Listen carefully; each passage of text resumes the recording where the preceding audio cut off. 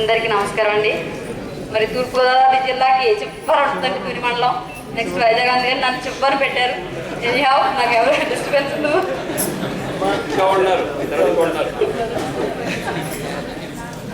ఈరోజు నేను ఒక ఉత్తమ ఉపాధ్యాయురాలుగా ఎక్కడి నుంచి ఉన్నాను అంటే దానికి నా మాతృమూర్తి సహాయ సహకారాలే. తనకి ఎంత ఆరోగ్యం బాగుండకపోయినా ఈరోజు అమ్మ ఇలా సన్మానం అనేసరికి ఎంతో ఓపిక తెచ్చుకొని వచ్చి కూర్చున్నారు. ముందు ఆవిడకి నా పాదాభివందనం తెలియజేస్తున్నాను. అమ్మ,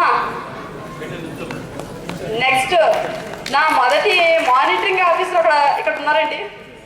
నాకు స్టేట్ టీం వచ్చిన జిల్లా టీం వచ్చిన నా స్కూల్ నేను భయపడ్డాను. కానీ మా ఆయన గారు వచ్చారంటే మాత్రం నాకు చాలా భయం. ఎందుకంటే నన్ను పక్కకు పొమ్మని నా పిల్లల్ని అడుగుతుంటారు. వాళ్ళు బుక్స్ చెక్ చేసుకుంటారు. మేడం ఎలా చెప్తున్నారు, ఏంటి ఎలా అటు ఇటు అంటుంటారు. సో కానీ పిల్లలు ఇప్పుడు కూడా మా టీచర్ గారు చాలా బెస్ట్ టీచర్ అని చెప్తూ ఉంటారు.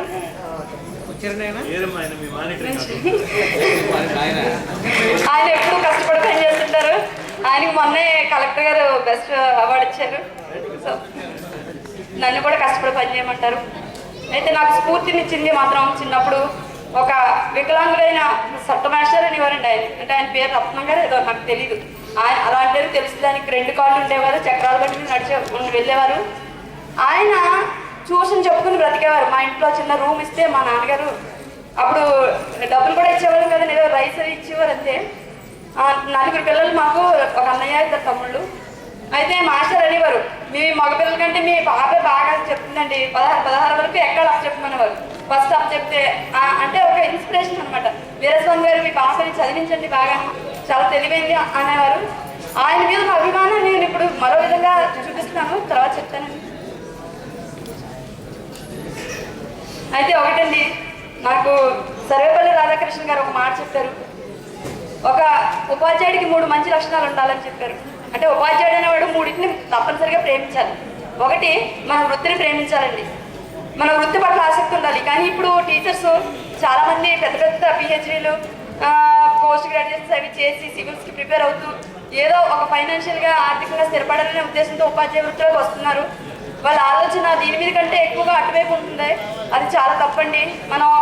మన వృత్తిని ముందుగా మనం ఇష్టపడాలి, మనం ప్రేమించాలి. నెక్స్ట్ మన సబ్జెక్ట్ని ప్రేమించాలండి. ఏ సబ్జెక్ట్ అయినా మనం చెప్పగలిగి ఉండాలి. ప్రైమరీ స్కూల్స్లో అన్ని సబ్జెక్టులు చెప్పవలసి ఉంటుంది. ఒకే టీచరు అన్ని క్లాసులు కూడా చెప్పాల్సి ఉంటుంది. కానీ దానిని మనం పాజిటివ్గానే తీసుకొని ఒక ఛాలెంజ్గా తీసుకొని చెప్పాలి. అదేవిధంగా మన దగ్గరికి వచ్చే పేద పిల్లలు, మన విద్యార్థులు మనం ప్రేమించినప్పుడే మనం పూర్తిగా వాళ్ళకి న్యాయం చేసిన వాళ్ళు అవుతాము. మరి నేను అదే స్ఫూర్తిగా తీసుకుని ముందుకు పెడుతూ ఉన్నాను. తర్వాత ప్రస్తుత వ్యవస్థలో ఒక లోటు కొట్టొచ్చినట్లుగా కనిపిస్తుందండి. అదేంటంటే కష్టపడి పనిచేసే ఉపాధ్యాయులకి చిన్న ప్రోత్సాహాన్ని అందించి కాస్త మానసిక స్థైర్యాన్ని ఇచ్చేవారు పొరబడుతున్నారు.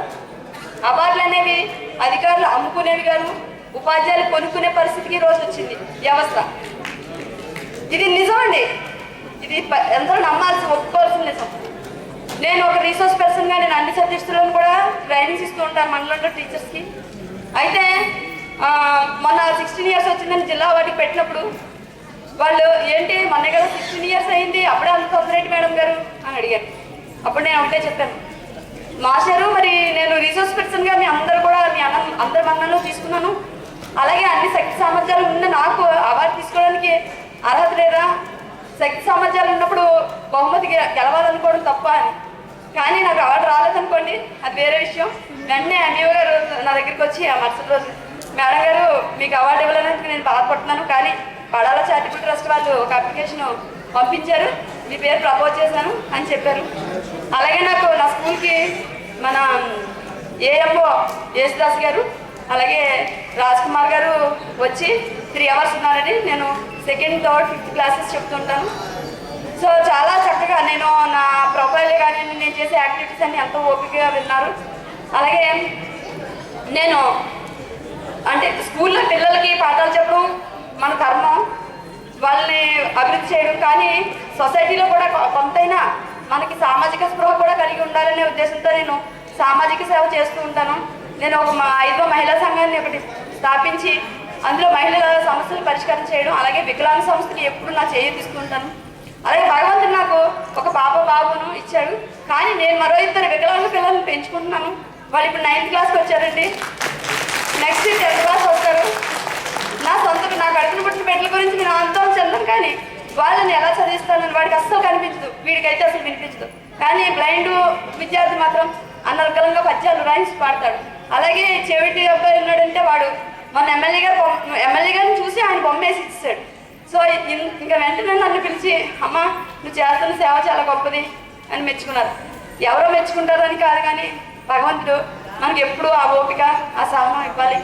అలాగే ఇలాంటి మరి పడాల చారిటబుల్ ట్రస్ట్ లాంటి ఇలాంటి ఉన్నప్పుడు మనం మనలాంటి వాళ్ళకి వీళ్ళిచ్చే చిన్న ప్రశంసే కానీ మనకి కొండంత బలాన్ని, ఉత్సాహాన్ని ఇస్తుందండి.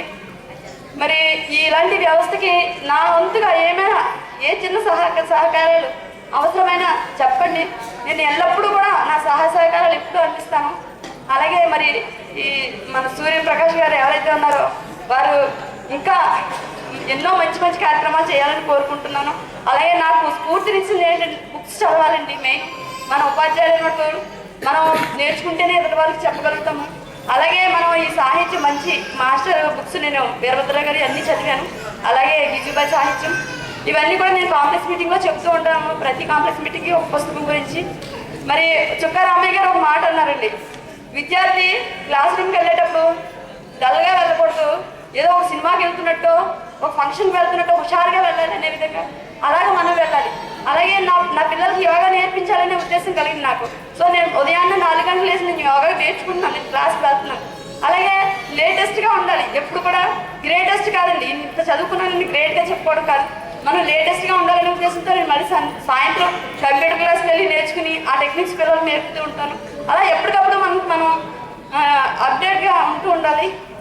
మరి ఎంతసేపు మాట్లాడగాను, కానీ మరి సార్ వచ్చిన సమయాన్ని బట్టి నాకు ఇచ్చిన ఈ గొప్ప అవకాశాన్ని బట్టి మీ అందరికీ ధన్యవాదాలు తెలియజేస్తున్నాను.